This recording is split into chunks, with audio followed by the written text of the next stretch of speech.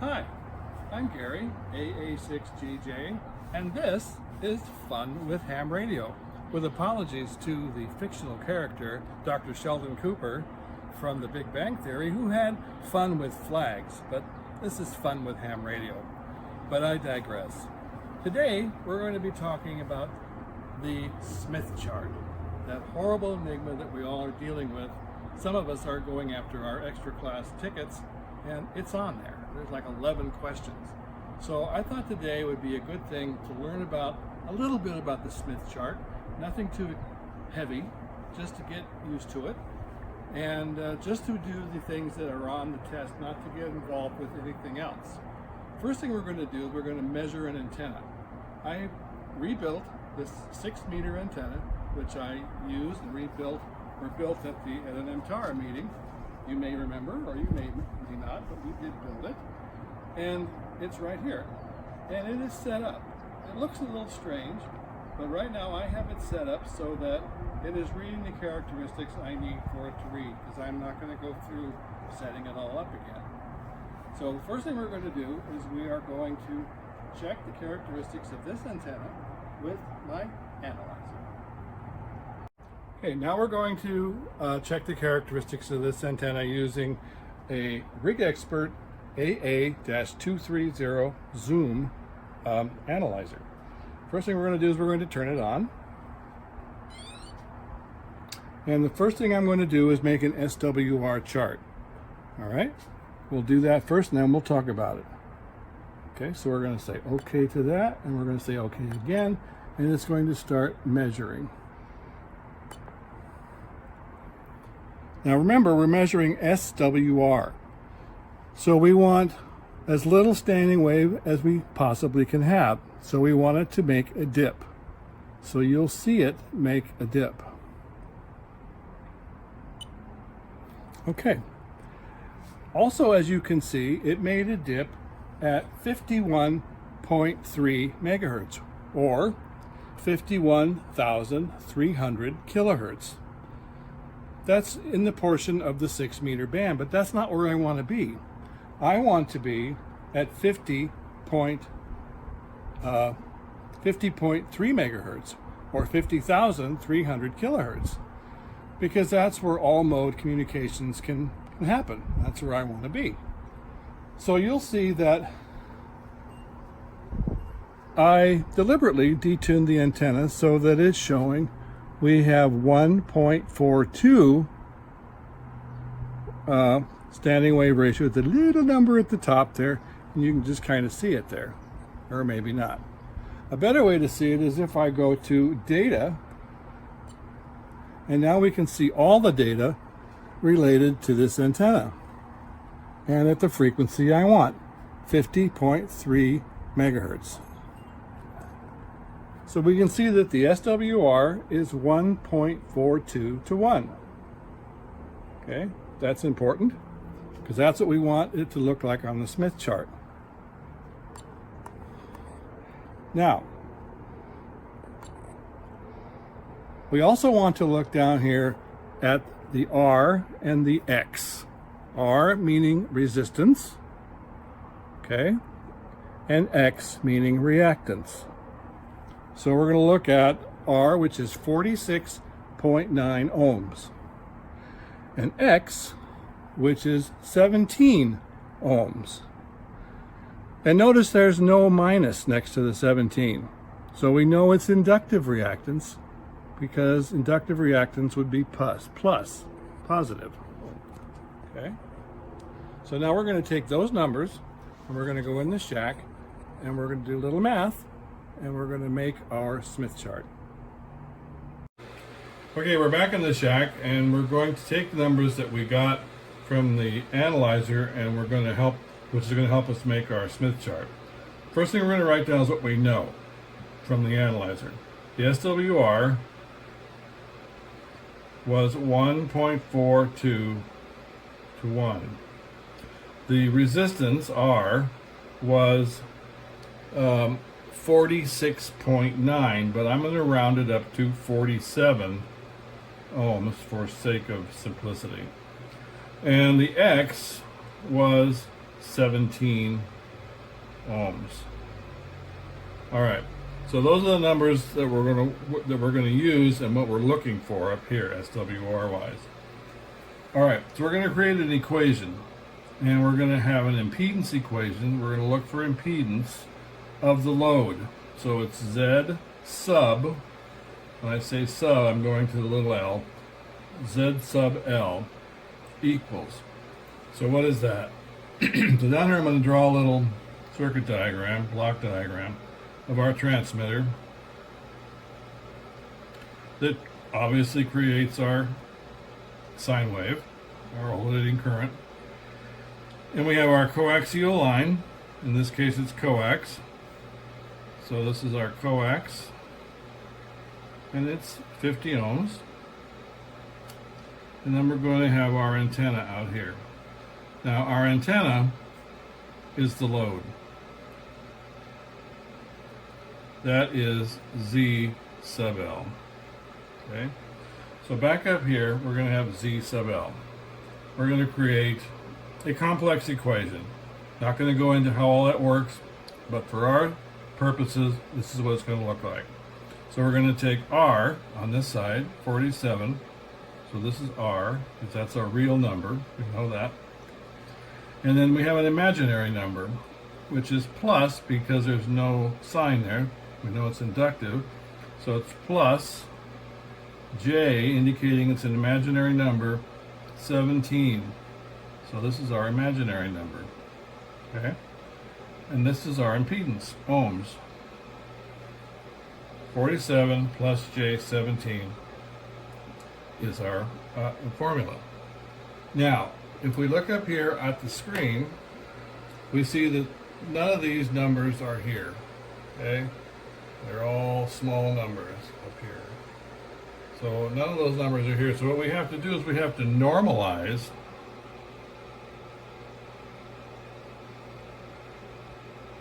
these numbers, okay, with relationship to our chart.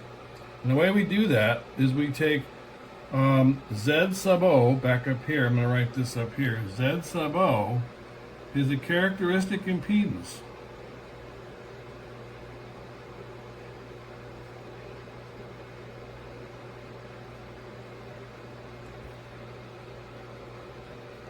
Of our system. And we know that Z sub O equals what? 50 ohms. Because that's the impedance of our coax, that's the impedance of our transmitter output. So this is our characteristic impedance is 50 ohms. So in order to normalize, we're going to take this number, 47, and we're going to divide it by that number. And we're going to use our calculator here to figure that out.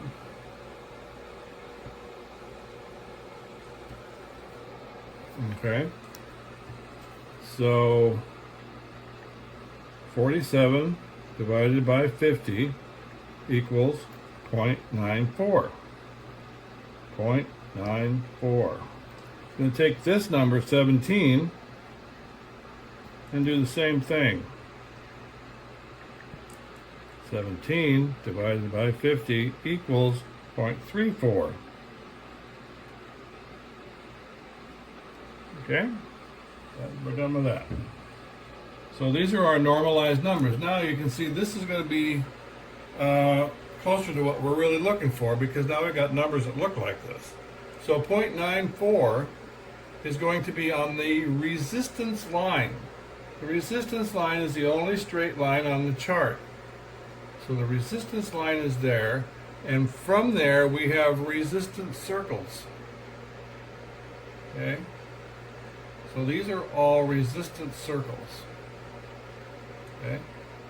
Now, our 0.94 is going to be somewhere right about here. Okay?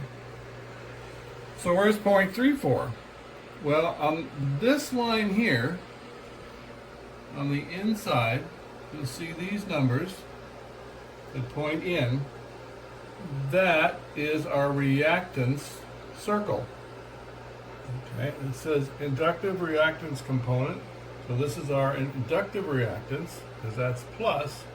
And then down here, you'll see the upside down capacitive reactance component. That's down here. But the inner circle is the reactance circle. And attached to that are the reactance arcs. All of these arcs, all the way across, and all the way across on the bottom, are the reactance arcs.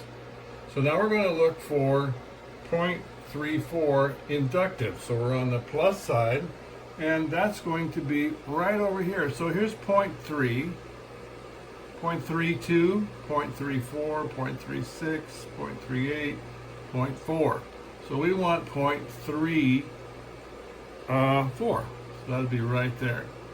All right. So now we're gonna draw that on our Smith chart. Okay, so here's our Smith chart, and we're going to apply our numbers to it that we just did. So if we look here, we see that 0.94 along the resistance line is right about here, because there's 0.9 and there's 1.0. So for the sake of argument, we're going to say that 0.94 is right there. And I'm going to draw it very close to this line. So we're going to make our line. We're going to draw our line across here.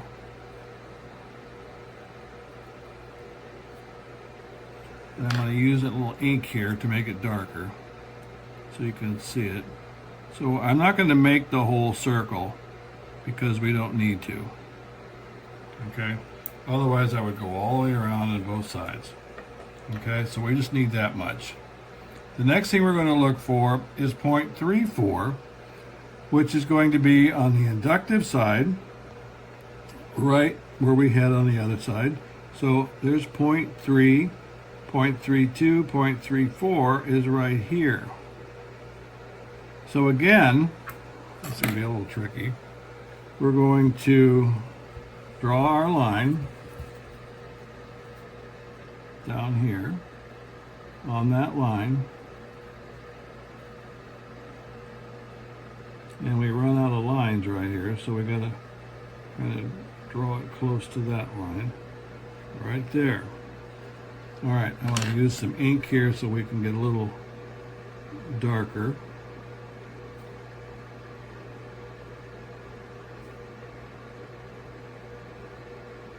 All right, so notice here we crossed right here, okay?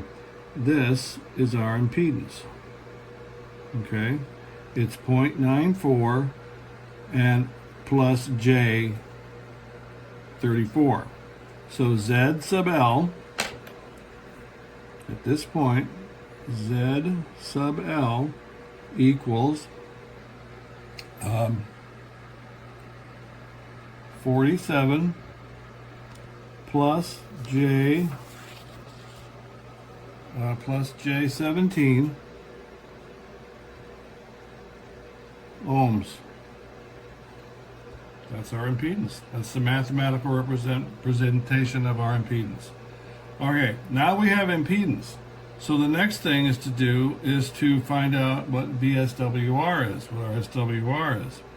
All right, so we need a compass to do that.